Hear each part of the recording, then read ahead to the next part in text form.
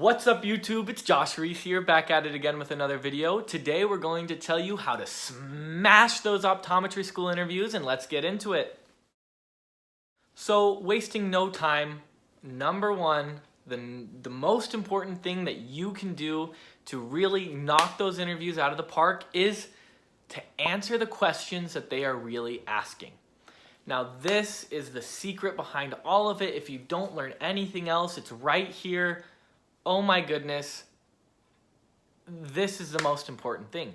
When a doctor of optometry is interested in you, they only have two doubts in their heads.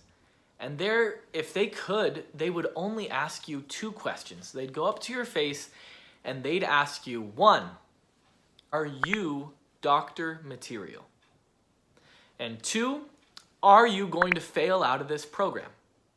Now, if they could, if that was politically correct for them to do, that's all they'd do. They'd go up to you and they'd say, prove to me that you're doctor material. And then you'd answer that question however you could. And then they'd say, now prove to me you won't fail out of this program. And then you'd answer that the way that you could. They can't say that. So they're going to ask you different things, but I want you to remember, with every single question that you answer, number one, answer the question that they ask, but number two, answer it in a way that answers one of the bigger questions. So I have a few examples from my own interview that should help you think about this. For example, in my interview, they asked me, what did you learn from your shadowing experiences? One of the interviews that I went to was open note, so they had seen that I had shadowed these few doctors. So they asked me, what did you learn? Now I could have answered, oh, I learned that pediatrics is cool. I learned that contact lenses do this. But they're really asking, are you doctor material? So I should say, I learned how professional you have to be as an optometrist, or I learned that this attribute that I developed. I think one of the ways that I answered this was, I learned how interpersonal optometry is, that you really have to interact with people, and I learned that I love it that much more because I love to interact with people and be really face-to-face with my patients and be so involved in their care. That's the way you can answer it that can really answer their question but prove to them that you're doctor material. Now, another one that they asked me about some of my extracurriculars. They saw that I was in a nonprofit choir thing, and they said, what did you learn from that experience? Now, I learned that I had a lot of fun, that my singing voice is super good. I learned that I like helping people. That's okay, and maybe could indirectly answer some of that. But the way that I answered it helped me prove to them that I was doctor material. I mentioned that it was an interracial choir and that I loved feeling a part of the bigger community. That I felt like a world citizen as I sang, knowing that we were all here to help people in a greater cause. You want to think of yourself as a pre-doctor. This is your evaluation to see, can we see you as a doctor? Now on the side of, are you going to fail out of this program? Hopefully your GPA and OAT have already said that. But sometimes they invite you on an interview just to make sure. Because I know a lot of intelligent people who get 270s, 280s, 290s on their OAT or a 3.0 as a GPA, and they're really worried about that. Now, in the interview, what you can do to beef that up is you can just talk to them about it. So really, when they're answering, when they're asking, are you going to fail out of this program, you don't just talk about your GPA and OAT all the time, but what you do want to do is highlight the coping strategies that you have, your stress relief strategies. You really want to say how you manage your time as a person indirectly to answer that question. So for example, in my interview, I was asked if I have any hobbies that I like. Now, that should red flag to you. Hobbies, they're asking about my stress relief. So I talked about running, and I talked about how in high school I ran on top of having a hard academic load. That in high school I took a lot of classes, but I was able to run, and that was a really good stress relief for me.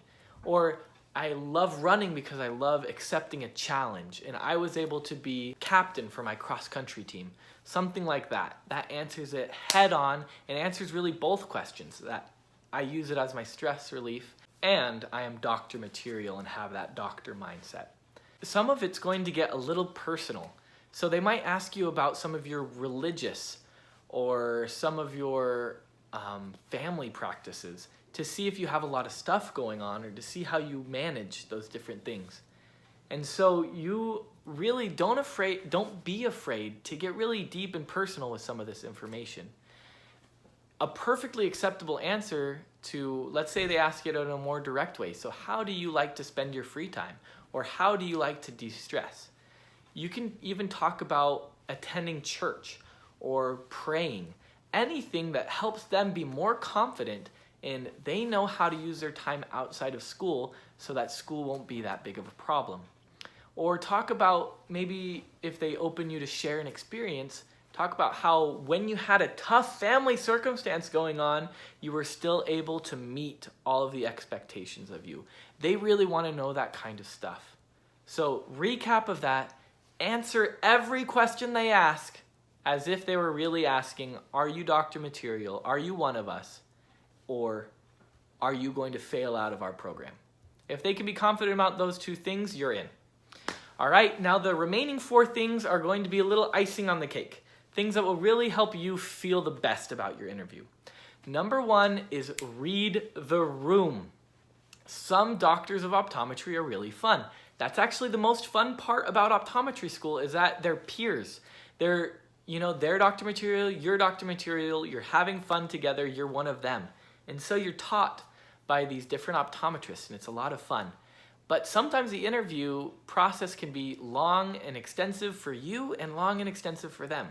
So you want to show your personality, but you also want to read the room.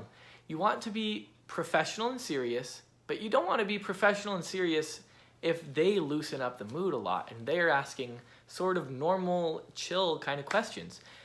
But you also don't want to be normal and chill if you can tell they're trying to be a little bit more professional and kind of weed that out of you. So you want to be able to, and I know most people going into optometry are really fun-loving and professional on one side as well, but they just want to see that side of you. So again, they're trying to see, are you one of us? Can you have fun when you need to have fun? And can you be professional at the same time? So really let that side of you show. Let a fun, professional side outside of you.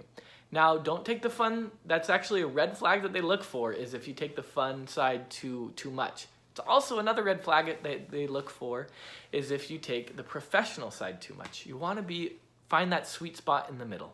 I know a lot of people work themselves up. Don't be too relaxed. I know a lot of people just tell you, relax, it's fine. Don't be too relaxed, because I know that'll hurt your chances too. Just find that sweet spot in the middle. Number 3 I think was the most important for my personal preparation for optometry interviews, and that is practice, practice, practice. I was fortunate enough to have a pre-health advisor who was really available to me. So I emailed her one day and I said, hey, tips for interviews. And she said, come to my office hours or come make an appointment and we'll practice together. And so I was able to go in there, make an appointment, and just go through. I remember the first time when she asked me, so tell me about yourself. I had no words. I was like, who am I? Like, what do I do? Like, I just didn't know. But the more you practice, the more you can get words out of your mouth. And the more you can be sure that you're really answering those questions that they are really asking. You can really practice how to have things just come out naturally and how to talk about yourself in not quite a braggy way, but in a way that can really be introspective. That's one word that a lot of admissions people in optometry use, is the word introspective. Can you be introspective about the things you talk about? Now, that takes a lot of practice, and so you really just need to get those words out of your mouth. Practice with 2 or 3 different people. Practice to the wall if you can. Just practice going through those same situations over and over again, and that'll really help you. Now, number 4, and this one I actually can't stress enough, is have questions for them. If they don't see that you're interested in them specifically, it's going to be a turnoff for them. So you need to make sure that they know that you have done your research. So if at the very end of your interview, you will 100% expect this question, do you have any questions for us? And if you don't, lie. Ask questions for them.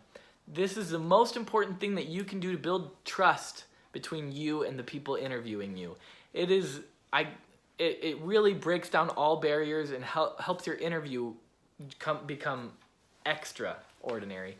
I know that that's the thing that still the doctors that interviewed me, Dr. Huff and Dr. Ye, we still talk about some of those things that I asked them because they knew I was interested in those things. So I knew that Midwestern University had an ophthalmologist work on the campus. And so I mentioned him by name. You can just look it up online. And I said, hey, I noticed that this guy works in the clinic. What is his role in my education? And so they know, oh, he knows some of our faculty already.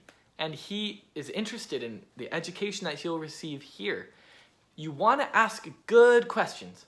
Ones that'll set you apart as someone who has done their research and someone who is interested enough to really be interested in the school. Look up faculty. Look up what they're proud of. Ask them about those things. Say, I'm interested in ocular disease. I'm interested in vision therapy.